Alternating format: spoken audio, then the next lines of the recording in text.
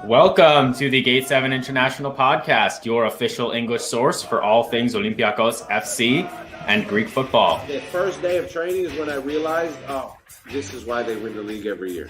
When I spoke with Kevin, if I'm going to sign or no for Olympiacos, he said, you are crazy, go direct, my friend. Να πετύχω ήθελα να μείνω στην ιστορία του Ολυμπιακού. I can't speak, sure. Yeah. Έλα μαλάκα! Σαγαπώ πάρα πολύ, Πειραιάς. Είμαι Γαύρος πάντα, όλοι μαζί.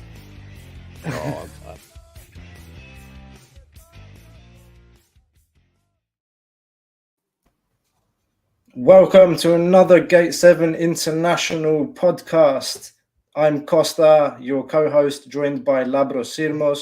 We're back, ladies and gentlemen. We're back for another episode. Today, it's all about basketball. If you missed yesterday's interview, we managed to get a fantastic interview with Luciano de Souza, club legend from the 1998 team, played for Olympiacos 3 years, spent more than 20 years playing football in Greece. Guys, go and check that out. If you haven't watched the Luciano interview, it's live. It's available on our YouTube channel.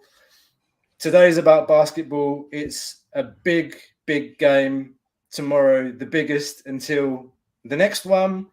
Olympiacos versus Monaco at the Peace and Friendship Stadium. Labrador, what we got? We're back again. I guess we're firing shows off. We have tons of content 3 days in a row. I'm excited for the game tomorrow night. I've been following the series very closely, and it's just it was nerve-wracking the end of last game. We were texting throughout, just some self-inflicted errors there at the end, and if just a bit better execution, a bit better decision making at the end, and we'd be talking about the Final Four now, but we're not. So we're gonna discuss kind of what Olympiacos can do better.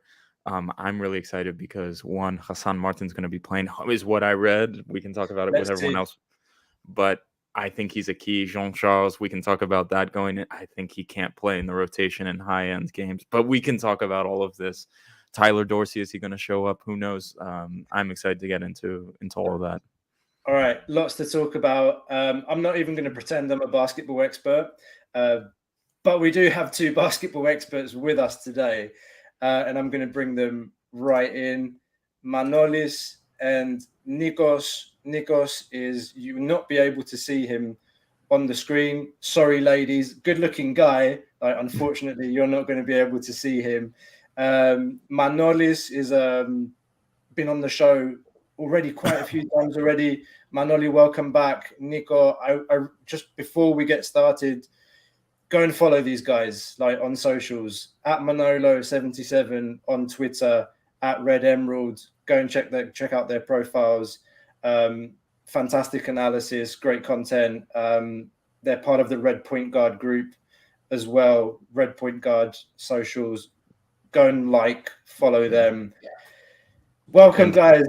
Can I add on, Costa? I love the RedPointGuard guys stuff. I don't want to be the guy who's pumping you guys up too much, just because you're here. It's actually because I follow all of the stuff you do, the aperitif after the games as well. I listen to those now on the space. I'm not gonna lie, last game I tuned in at the start, but I was so pissed off I had to turn it off because I was still upset. But I love your guys' content and following it. It's almost like a basketball side to what we do. It's really great content, guys. If you don't follow the site and follow all of these guys, what they do, it's really great. Guys, let us not forget to give the guys a check afterwards, Manoli.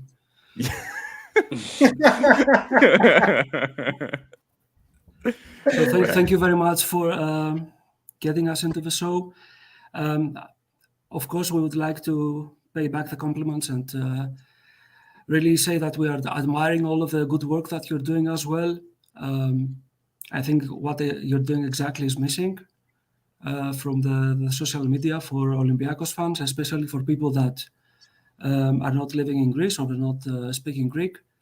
And everything that you do, it's not only that you are delivering good quality content, but you do it with the right style. And I think that's the most important thing nowadays, that when we communicate with each other, we have something to give, and you guys, you do that. So enough with the compliments. Thank you very much again for getting us here. If you are excited once about tomorrow's game, we are on fire. Okay?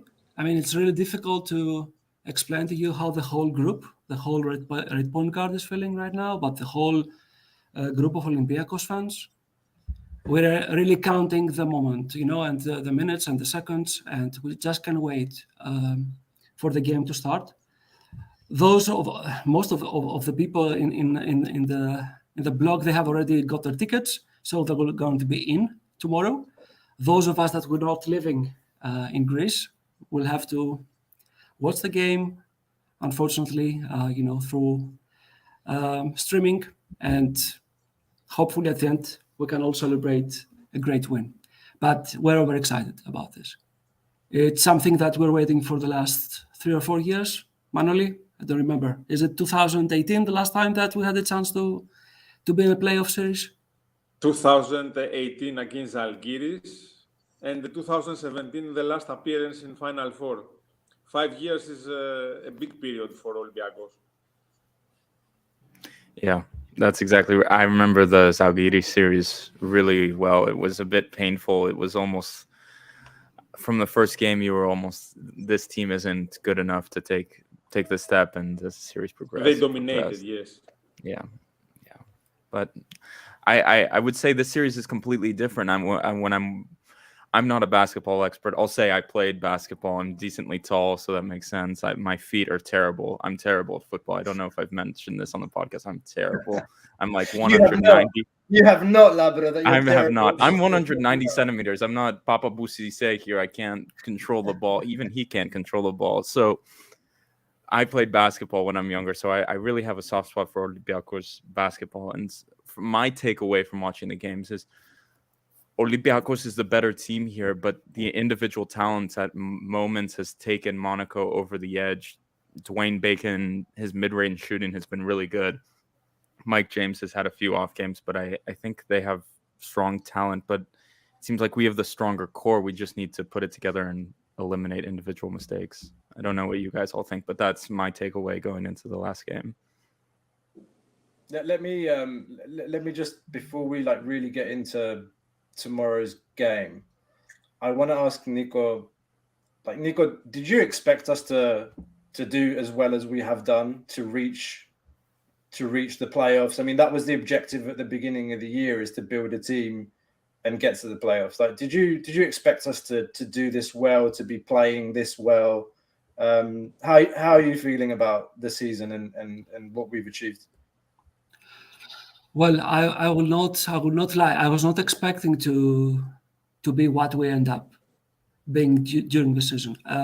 I thought that we had a good off season. The way that the team was built up was making a lot of sense. We added quality, we added experience. We had a couple of players that could really make the difference. But also the competition, in my opinion, was strong enough not to give me a lot of optimism, let's say, at the time. But when the game started and we started performing to that level, especially in defense, we were very aggressive on the defense. We were very effective in defensive rebounding. We were able to run the court, and game by game, we're building up our confidence.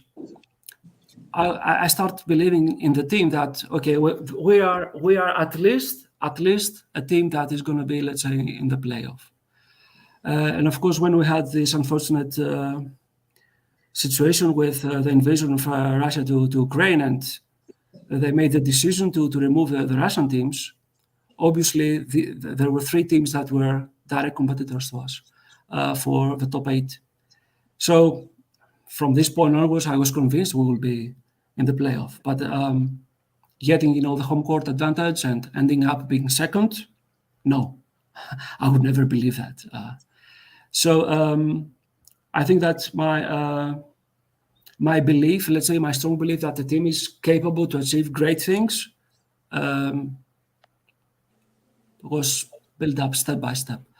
I was not overconfident at the beginning. And Manolis, because we speak every day, probably more than we speak with our wives, about Olympiacos basketball, he can confirm about all of that.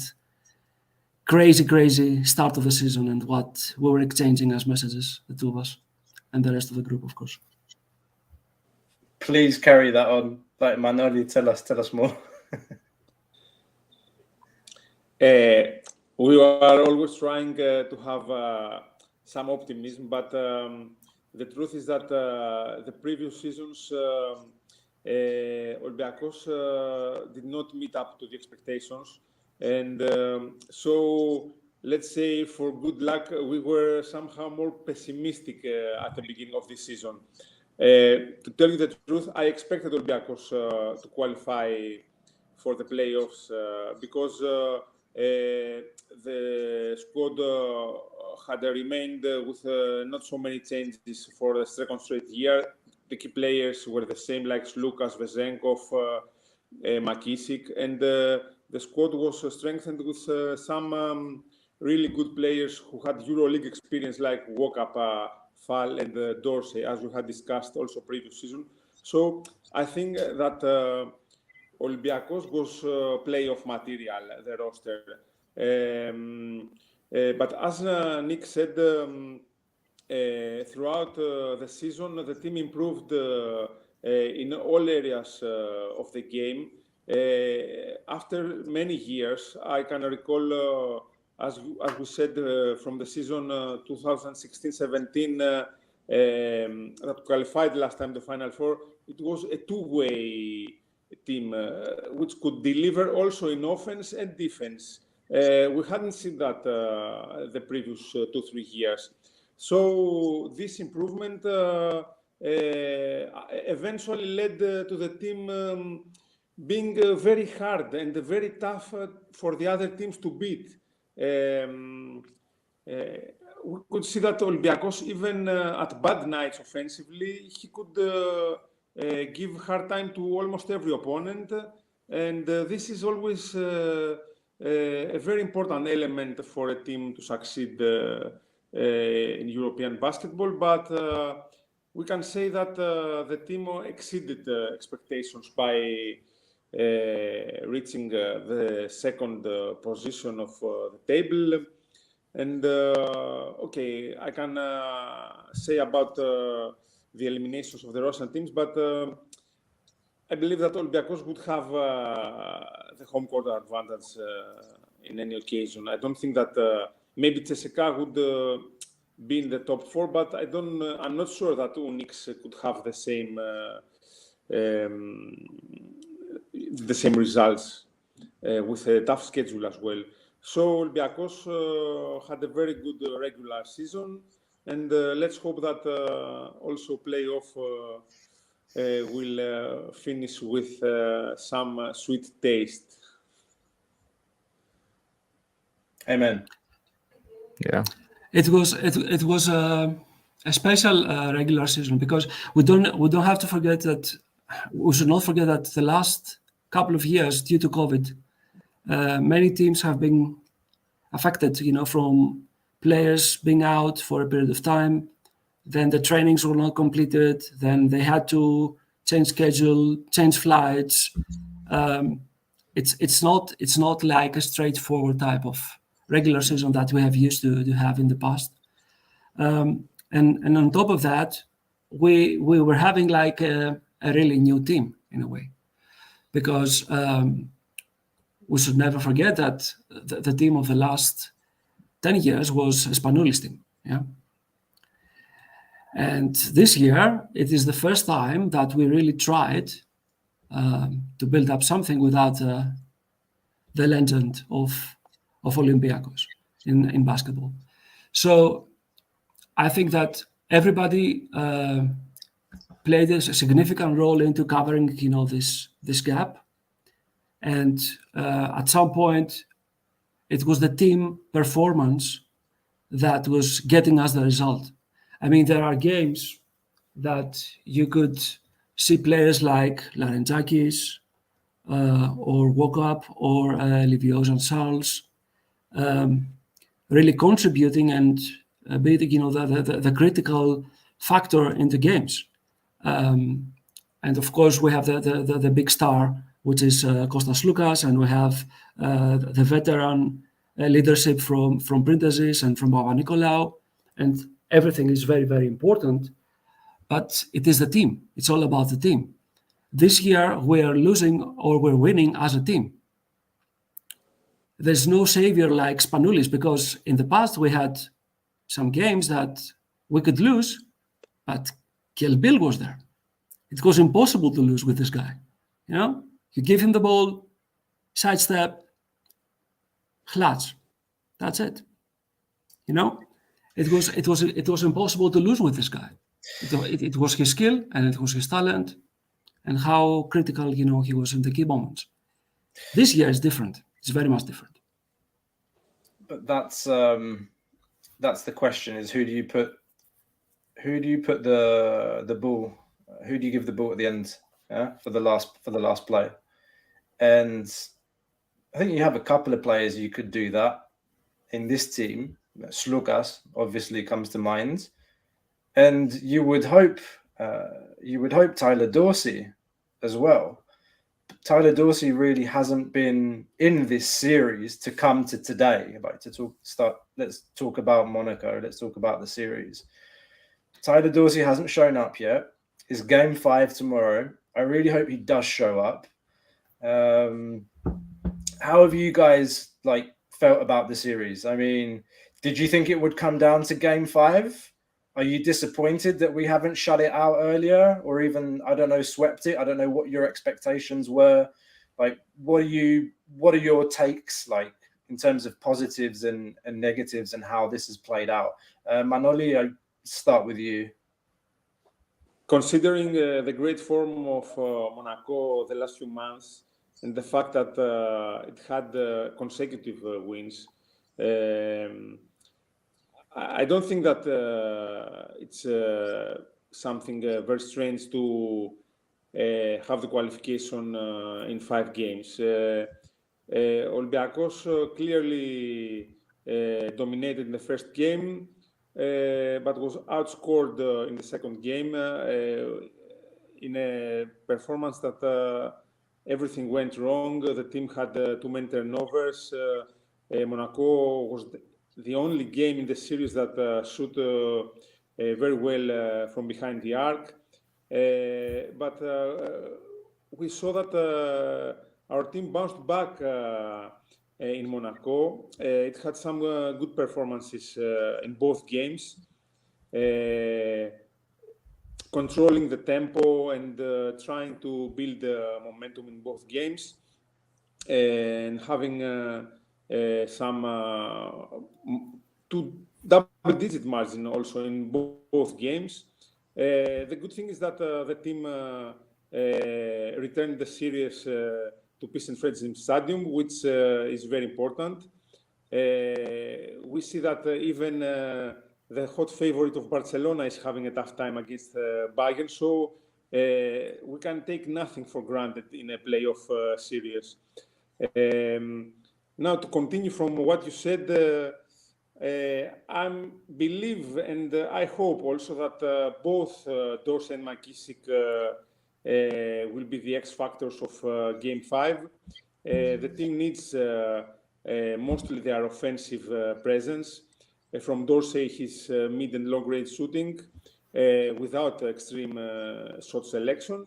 And from McKissick, his energy and slashing in order to gain some fouls and to cause imbalance to Monaco's defense. So I think, as Nick said, being a team and not depending on just 1 or 2 players, although we have Slukas and Vezenkov, who are the key offensive players, can give you other key players in every game. So I hope that tomorrow we can build up from a team effort and have a good appearance and performance from players like Dorsey and McKissick, who were not so good in the previous games. I believe they will be motivated. They are hungry for success. So with the help of the crowd as well, I expect a good performance from them. McKissick, I think, lives for such games.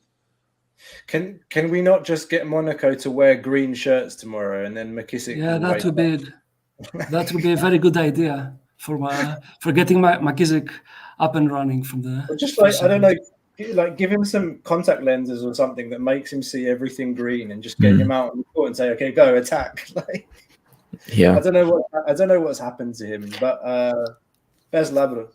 And in the last game, it seemed like it destroyed his confidence with the missed dunk, and people were saying maybe it's a foul, or was it a block? It just seemed if he got that, you could have seen him getting on a roll, something to boost the confidence, get the team around him.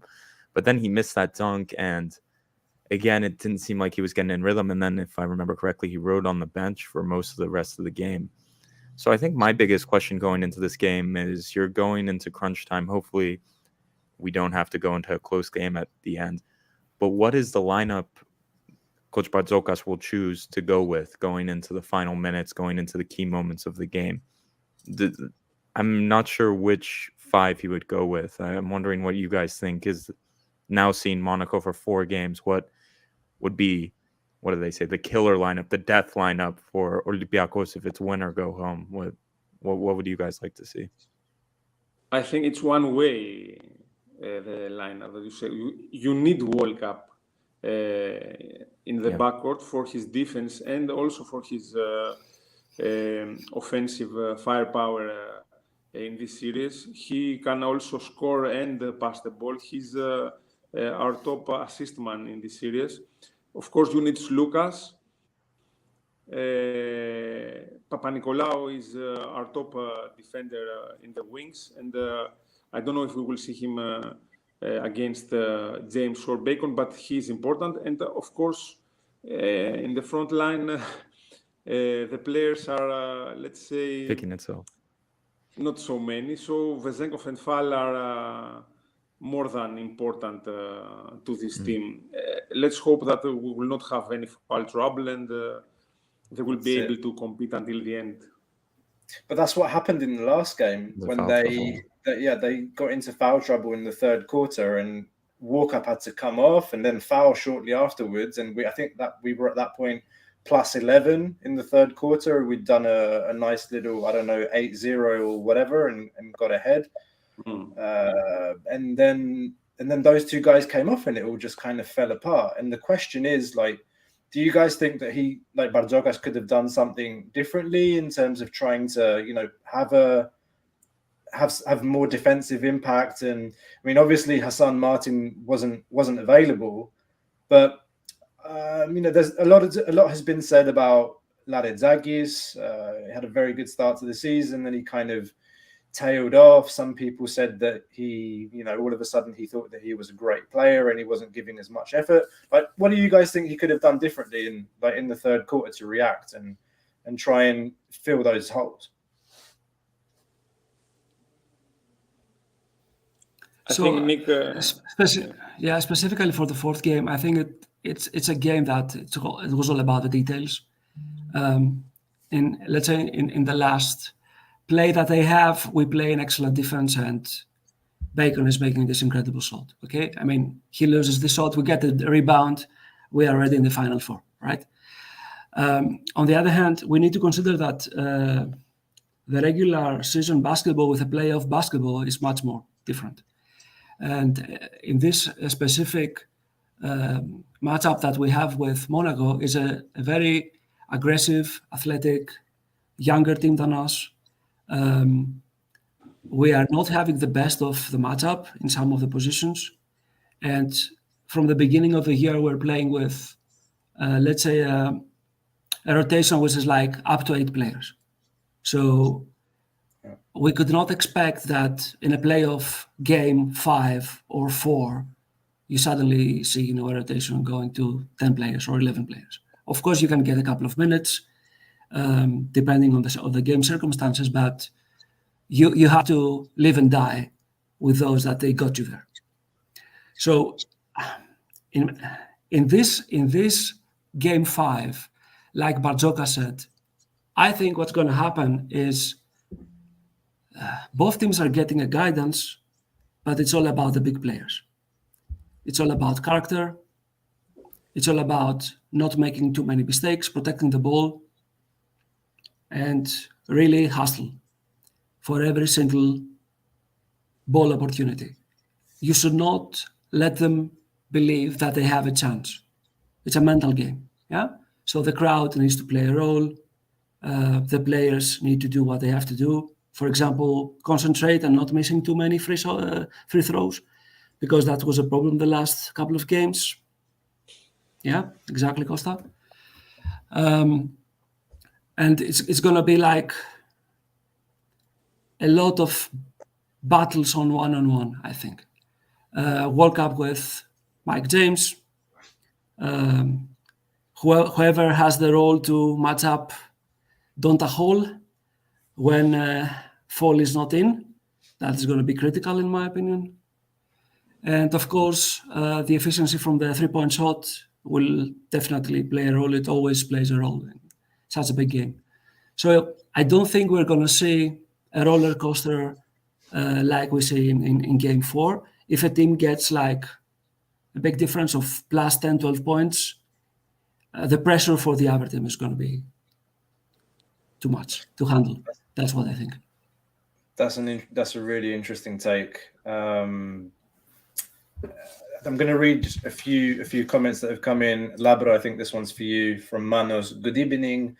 Emery Slayer, I think that one's for you, mate. No, it's because Villarreal's 2-0 up against Liverpool right now. Are you serious? Yeah. At halftime, yeah. I just saw the score. Yeah, come on. And by the way, for anyone that is interested, Nottingham Forest lost 1-0 to Bournemouth in that big game.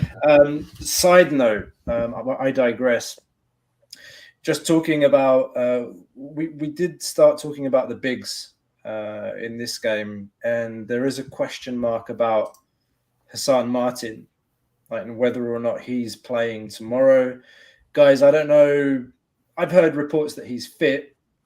Do you expect to see him tomorrow? Like, what can he bring? Like the pick and roll. Like, when he's not there, we don't really play pick and roll. Like, we play Barzoka's basketball, and I completely agree with Nico. Like, and I love that Barzokas is talking about the need to hustle and like the fundamentals, the basics, like hit those fucking free throws and just concentrate and hustle for every ball. That's the Olympiacos that we love, the refuse to lose mentality that we've talked about so many times. But do you think Hassan Martin will play tomorrow? Like, do you expect him to give a contribution? And since we're on the topic of bigs, what the hell is going on with Quincy Acey? And could he not have played like these games in EuroLeague? I see Manol is laughing and Labros is laughing and Nikos is probably laughing as well. But he's become a meme on social media. So I had to ask the question. Nikos, will you say or? I will just say I think Barzokas is making a social experiment. Can I win the EuroLeague with only 4 foreigners playing the game? I think that's what's going on. Seriously, okay. I mean, I hope Hassan is not playing tomorrow, because after 10 days being out in a game 5, I don't think the guy will be ready. And tactically and mentally, I don't think that he's ready for such a big game. But regarding the rest, I mean, I'm expecting Dorsey to show up, and I really hope that McKissick has a good game, because without them, we're not having many chances. That's what I think. Manoli, what do you think? I agree by 50% with Nick. It is true that Hassan Martin cannot be fully fit to have impact in this game. I don't expect him to have a performance like the Cup final against Panathinaikos. It was a similar case. He was absent for some weeks, and he showed up in this game and had impact in the offensive end. If he plays, because We saw that Jean-Charles was negative in the last few games. He could give some points, to rest also Fall for some minutes and cause some foul trouble maybe to Don Tajol. But as Nick said, I don't think that he can contribute for too many minutes. And maybe because he will not be ready also in terms of, to have, let's say, the confidence and the approach to the whole series, maybe this will be as a boomerang to the team. Anyway, the front line of Monaco for sure has more depth, but the presence of Fall is very important, and I firmly believe that if he can stay in the game for 30 minutes and be the Fall that we know, he will dominate. I believe in him for tomorrow. As Nico said, the rotation will be more tight and in this game, which is the most critical one. And on the other hand, Olympiacos has, I guess, the advantage of the backcourt. I believe that our backcourt has much more quality than that of Monaco. Slukas, Wokap, and the good Dorsey are players who can make the difference. What we also need to cover and discuss is that for the people that they have not watched a lot of Monaco games, this is a type of a team that is really executing quite well offensively in the whole spectrum of plays. So I would just say that with probably the exception of catch and shoot, in transition they have good performance from Alpha Diallo and of course from Mike James and Bacon. They have off-screen plays for Adjusic. They have post-up plays with Will Thomas and with Moteyunas. They have, of course, a lot of ISO plays for Mike James and Bacon. They have cut plays. I mean, they have the whole spectrum. And if you go and see the advanced stats, you will see that they have at least one or two players performing in the top percentile in these categories, which means that when Sasha Obradovic is calling up a play, he has options. Now, if we try and see what's going on with us, with Olympiacos, is that we have a lot of options for transition, a lot of options for catch and shoot, catch and drive. But when it comes closer, to the paint, it's all about fall.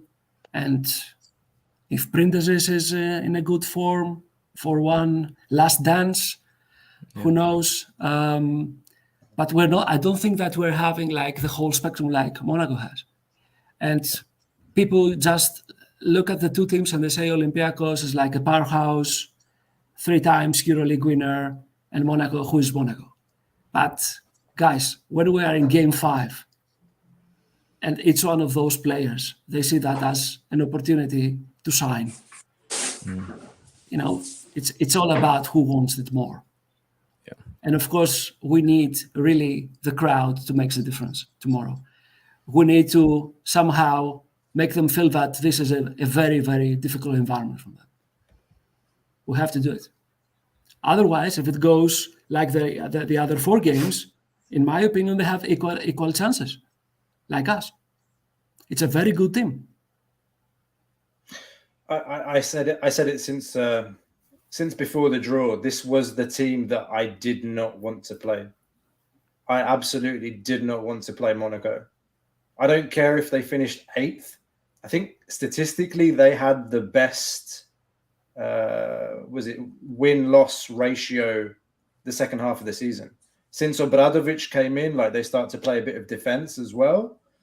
and really like they're athletic and everything that Nico just described. They have like different kind of options. They can play ISO, they can post up. I think they have a good, like a decent squad.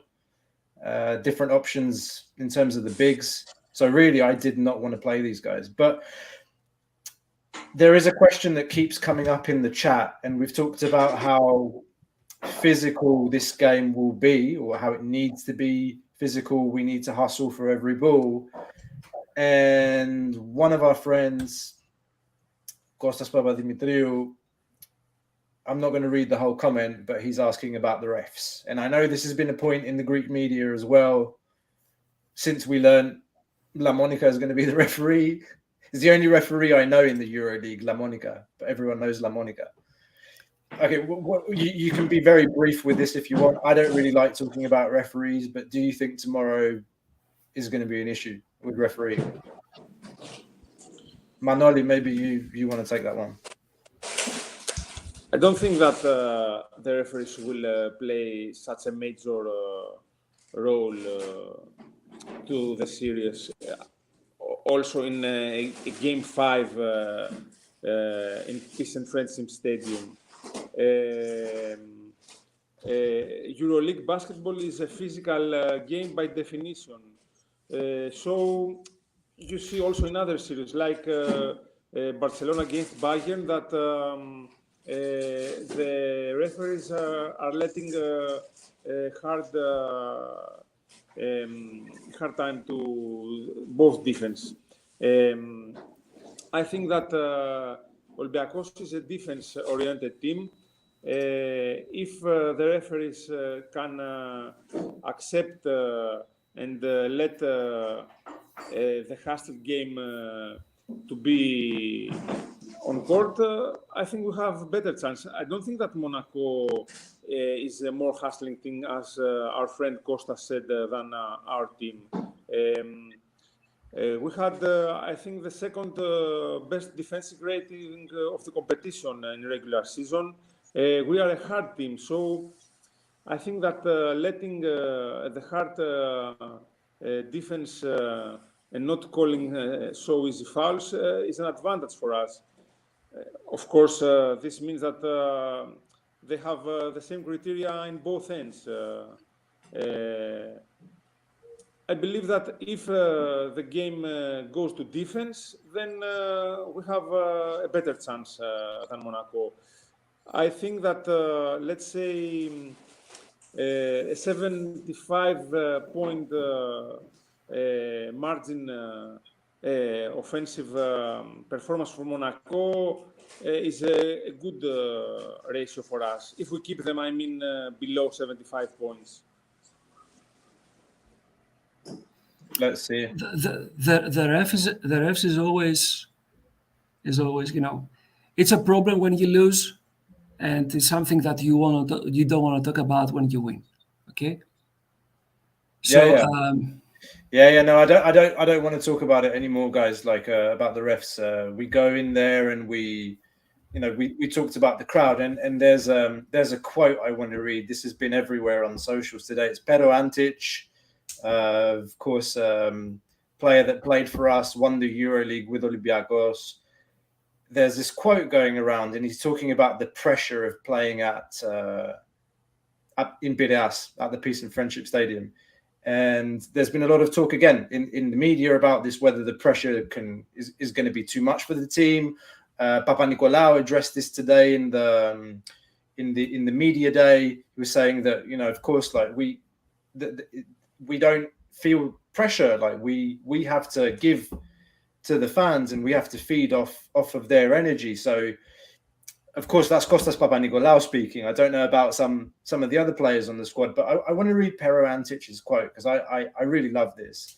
It's in Greek. I'm going to translate it on the fly. It says, when you play in Piraeus at the Peace and Friendship Stadium in front of Gate 7, that's pressure. It's there for you. The fans are all there. They support you. They give you energy. So you have to give back to them. You have to give back the victory. That's where we all come together as a team and say, "Παιδιά, τέλος οι μαλακίες. Guys, finish. We go out there to win. We go out there, we play how we play." I think that's a great quote, and for me, that summarizes everything. Barzoka, if you're watching the show, like just read Perantic's quote, and you'll get them ready for tomorrow. But yeah, guys, about the pressure tomorrow, like where do you stand on this? I think that Monaco played the mind game quite well. After game one that they lost, they started accusing the referees and the way that they were making the calls. After game three, Bacon was speaking about Papanikolaou and that he's a dirty player. And now yesterday, Sasha Obradovic said, "Oh, all the pressure is now with Olympiacos." And if you see what happened in game three, I mean, I would expect at least our team to make an announcement about the refereeing and what happened in this game three of the series. But I think intentionally, we have decided not to talk about it. We have decided to concentrate only on what we can do on the court and ignore all the noise. And I want to believe that this is a good advantage for us tomorrow because we are ready for fight. And you can see that if you just speak with any fan, any Olympiacos fan, okay? And ask him, what are you going to do tomorrow?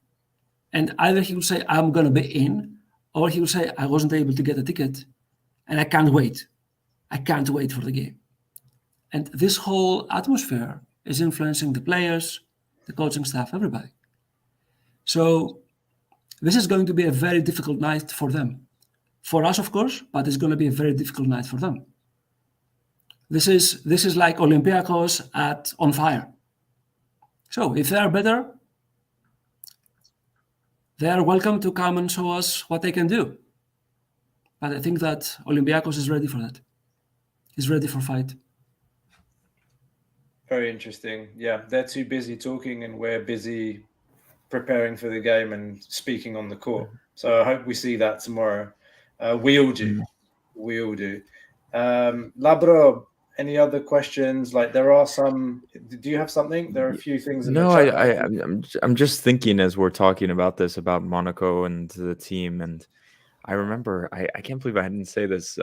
Dwayne Bacon is what we call in the States a McDonald's All-American. And in Hawaii, where I grew up, we have something called the Iolani Classic. I don't know if you guys have ever heard of this, but the best high schools from the United States come to Hawaii to play each other in a tournament. And Dwayne Bacon came to the Iolani Classic, and I remember seeing him and thinking, this guy's a future NBA star. I used to go to this every year, and when this guy jumped, and you're in a high school gym, so it's a small gym, it's like 600 people, and it was just amazing. He would take people one-on-one and dribble. I almost saw flashes of that watching the game, but also I want to point out a player, Paris Lee, I think the first name's Paris. Defensively, I think he's such a bug. Like he sticks on you and you're trying to get him off. You're going through screens and he's always there. I think he could be an X factor as well as Will Thomas. I think Will Thomas is really a good player. Experienced player, has been there before. So I don't know. Dwayne Bacon always sticks in my mind. Maybe it's because I've seen him live and I really thought he was going to be a fantastic player in the NBA one day, but the talent level is there. That mid-range jump shot he has is fantastic. If you put a hand in his face, sometimes it doesn't even matter. So, yeah, that's what I'm thinking. I'm thinking more about Monaco than Olympiacos at the moment. With Olympiacos, I just hope everyone shows up. And this question about the crowd, I think, is a fair one. I think in basketball, sometimes the nerves to start the game, almost in game one, how we started, it was such a hot atmosphere. Everyone was so excited. We're back in the playoffs, and the team kind of started slow. I really hope that doesn't happen in game 5. I think we need to take it from the start. A slow start would be disappointing. That's what I hope to say. These players have played for Olympiacos in front of massive games against Panathinaikos recently, a cup final. I think they know what pressure is. I don't know about Monaco. I don't know their domestic league, how much pressure they go under. The crowd seems smaller. I don't know if they've played so many games in such a massive crowd and heated environment other than in the EuroLeague. So I don't know. I don't know. That's my point of view, just as a non-expert. Thoughts that were in my mind. So but no question. Lambro, the average number of plays that we are seeing in the series is 90.5 for Olympiacos and 90 for Monaco. It means that we have 180 different type of plays that the players need to make a decision either offensively or defensively. Can you imagine if you are a Monaco fan or a Monaco player and you play in the Peace and Friendship Stadium with 10, 12,000 crazy red and white fans screaming in your ear, giving, everything they have. Do you think you can manage that? If you are Dwayne Bacon, probably, but what about the rest? Yeah. How many people do they have the gut, to step up and make the difference in such a game? You made also a very good observation about Lee. He's definitely the best on-ball defender in the league right now. But tomorrow, none of that makes a difference, It doesn't matter how good you are, it's if you have the fight in you. Tomorrow we're going to see who is ready for it. Yeah. I'm so riled up for tomorrow now. Yeah. I'm ready to go. I'm ready to run through a door or something. I don't know. I'm fired up. I wish Dorsey is ready to go because I've been kind of annoyed with him. But I'm ready. I wish we could. 24 hours from now, we will know everything. Yeah. And let's hope that we will be in the same situation as we are now, calm and relaxed. Yes. Exactly. Yeah. All I'm thinking now is that I have to go to a work dinner tomorrow, and I have to escape and come back home for tip off and watch the game. Like, it's going to be biting my nails on the way home. But before we wrap up, guys, there was an interesting. I mean, lots of interesting questions in the chat, but one in particular that I thought I would bring up from Dionysi. Besides the game tomorrow, is there one player in particular that surprised you more than anybody else? Is basically the question. Like, on this year's roster, like we talked about, lots of changes, people coming in. Like, is there one player in particular that surprised you more than anyone? Nico, let's start with you. I would go with Shaquille McKissick because we knew that he was having all the skill and the athleticism to be, in EuroLeague, but we were questioning, because of his age, if he was able to adjust mentally into what the game requires. And this year, he's passing the ball. He's like a two-way player. He's really trying not, to ruin the defensive system that we're having. He's very protective to the ball. He put hands on. I mean, in my opinion, he's like the most improved player for Olympiacos this year, and I was not expecting that. I believe he was a very talented offensive player, but now I see that he can contribute in both ends, which is great for us. Manoli? I will pick Mustafa Fall, not because I was not expecting that he would have impact, but before the start of the season, we all thought that he would play 20-25 minutes per game. He would have some help from Martin and from the other front court players. But what we see this season from the French big man is, for me, is awesome. He's playing everything. He plays switch defense. He's dominating the boards. He's one of the best centers of the league, in my opinion. He has contribution in both ends of the floor. He's a two-way center who has helped the team very, very much. And if next season we can have a backup to him, I think he will be even better. The guy is improving at the age of 29 years old, so maybe we found the center for many years to come. I really hope so. I loved that we signed him because I remember him, like, Asvel was our bogey team. Like whenever we played them, like the last couple of years, I thought, like, we can't beat these guys. They're so athletic. They shoot really well from behind the arc, and they've got this tool, this guy that just goes like this and blocks everything. You can't drive. So Spanulis, where are you going driving in front of Mustafa Fall? The guy just goes like this and he stops you. So I'm super happy that we signed him, and I gave Labro lots of shit because he was at the airport the day he came in. I was like, Labro, if you don't go to Mustafa Fall and get a picture, I'm going to hit you next time I see you, which would inevitably be the first time we met. But you did take the picture, Labro. Labro, what about you? Surprise. Which one? Which player? Labro, you still there? I think his picture is frozen. Okay. If Labro comes back, Labro, just get back into it. Dionysi's asking, he signed a new contract, didn't he? Yes, his contract was renewed.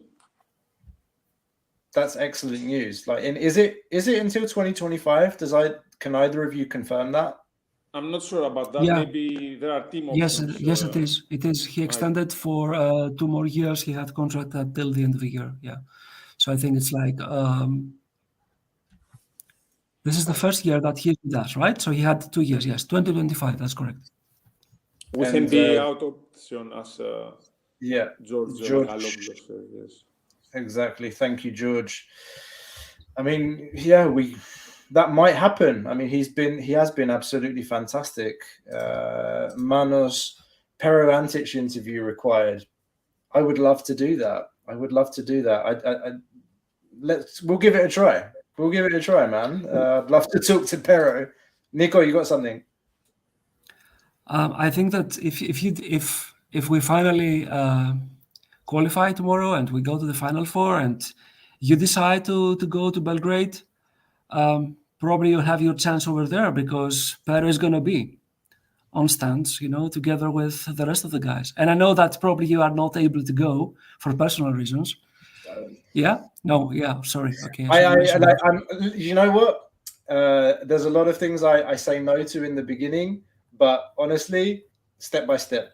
Let's win tomorrow, and then I'll talk to my wife about disappearing to Belgrade for a couple of days. Step by step. Because it's Thursday to Saturday, isn't it? But anyway, let's not jump the gun.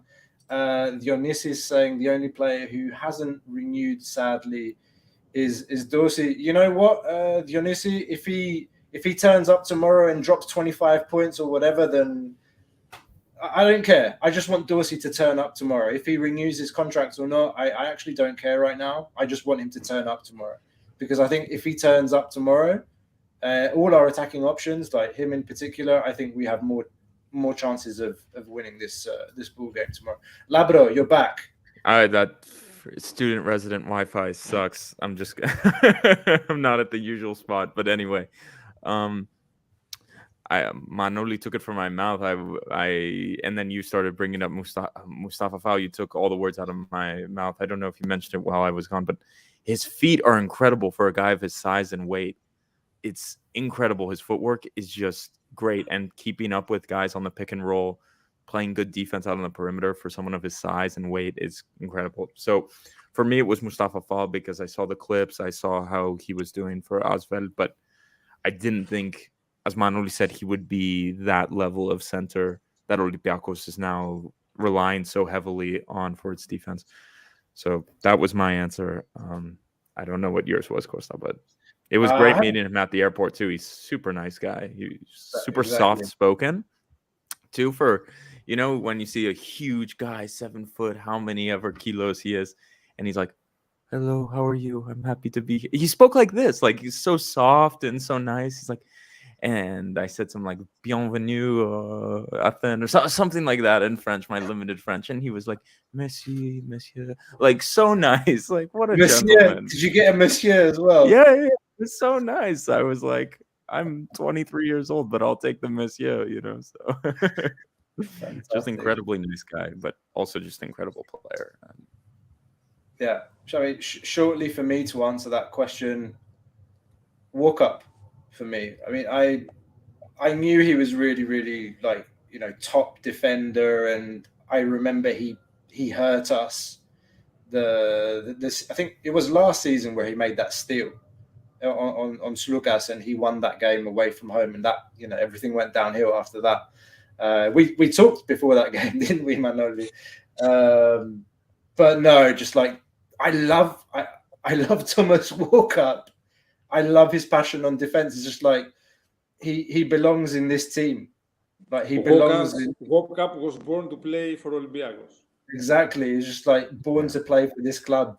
Like hustle and passion, like brilliant. Like for me, I knew what we would get, but I didn't think we would get like quite so much as what he's offered on and off the court. I think just like great character as well whenever I've heard him speak.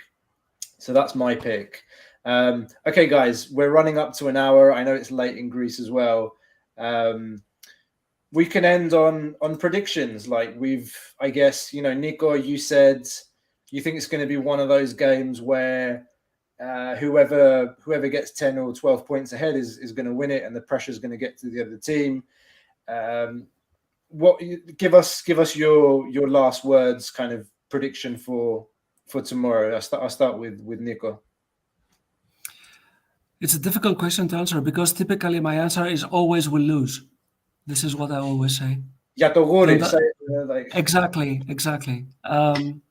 But since now everybody knows about my superstition, I would say that it would be a very very big match, and I think that we're ready for it. I will be very much disappointed if we're not winning tomorrow.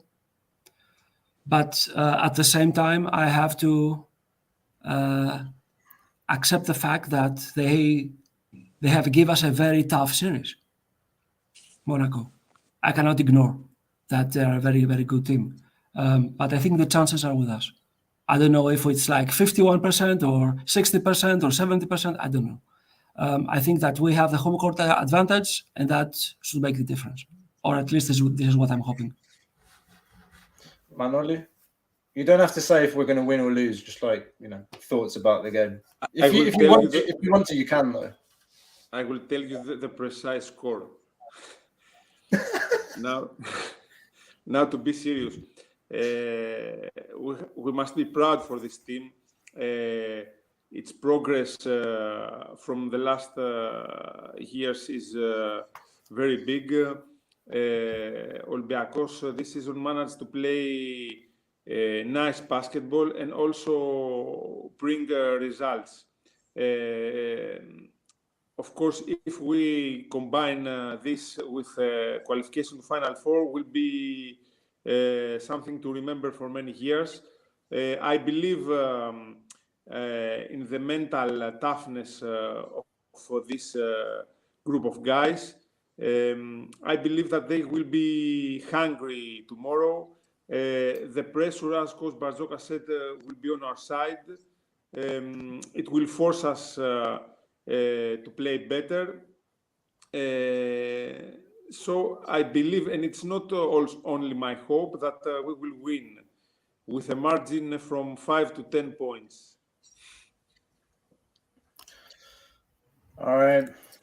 Labro, any Yeah, I obviously hope we're gonna win. I don't want to do a prediction. I'll say it. We're gonna win, but I will leave with this prediction. I think, as in game one, I want to see Yoros Printezis again have a nice game, because I think when Printezis has a nice game, the crowd gets behind it. Also, his moves in the post can get some of their bigs in foul trouble when they weren't expecting to get into such foul trouble. Pain, it could be pain. I really hope it's not pain. I've had enough pain this year. Labro, do you know who is the guy who's writing these comments? He's one of your lot, isn't he? He's like him, yeah. Charles Bronson and Anthony Tassos. They're giving you shit here on the chat. Yeah, these guys, they know what they're doing. Trust me. Of course, they're professional trolls, a bit like myself, but so I know the game very well. I know it because I am the troll. But I'll just finish that with my prediction. I really hope Printezis can I really think he made a difference in that first game, and he brought the stadium alive. Those 3-point shots were huge, but that's just maybe bullshit, and he won't play that much, and I'm off, but that's my prediction, my hope. Maybe he'll contribute something and put us over the top. I think that's a really nice note to kind of end it on. We'd all love to see a captain's performance, and we all know, I think it's common knowledge that it's his last season, right? Like, we expect him to retire at the end of the season. So yeah, we would all love to see that tomorrow. Guys, again, thank you so much for taking the time. We've gone an hour together. I've really enjoyed it. I've really enjoyed talking to both of you. I think we're all so hyped for tomorrow's game. Thanks again. Like, guys, do you want to just like say again who you are, like where to follow you, a last plug for people that are watching? Manoli, you are our executive ambassador for RedPointGuard. So if you want to speak about this, be my guest. First of all, it is our pleasure to be here. Our conversations are always very nice and constructive. And let's say that let's give a sign of optimism that the last time we spoke was before the game against Baskonia that we won. So it was one day before. Let's hope that a good result will be on the road again. You can follow mainly in Twitter RedPointGuard, which is also in Instagram and Facebook. Red Emerald is the founder and the mastermind of the blog RedPointGuard. And I am Manoulev Domdafta. For 3 years in RedPointGuard, and the last year also in Super Basket. We are crazy about basketball and Olympiacos. So if you are into basketball, you can give it a try to follow us. Please do. Without hesitation, guys, anybody that's watching, go and check out RedPointGuard, the best you can get in terms of independent, high-quality reporting and analysis on all things Olympiacos basketball. Thank you so much again, guys. For all of you that are listening and that have tuned in or that are tuning in after this live show, please don't forget to like and subscribe. It really helps with getting this episode out to a wider audience. It helps us to keep going, bringing more content. We've done 3 episodes in a row, Sunday, Monday, Tuesday. Don't forget, go and check out the Luciano interview. It was done in Greek. So check that out as well. Some fantastic stories that he told us yesterday, behind the scenes, what was happening, the days that were leading up to the 4-1 epic victory in Leoforos, stories from the training grounds, really authentic, honest, and no bullshit guy. Fantastic football player as well, by the way. So yeah, go and check out that interview. Hit the subscribe button. More content coming your way. Mano, thank you for the idea to get Pero Antic on the show as well. If we do somehow get Pero Antic on the show, guys, we'd love to have you with us for that. We'll keep making things happen. Again, let's hope for the best tomorrow. We hope for the win. To be clear, I've called our basketball team the pride of Piraeus for a reason. I expect that they will show us why they're the pride of Piraeus tomorrow. And I'll end it on there. We are the Gate 7 international crew. See you next time.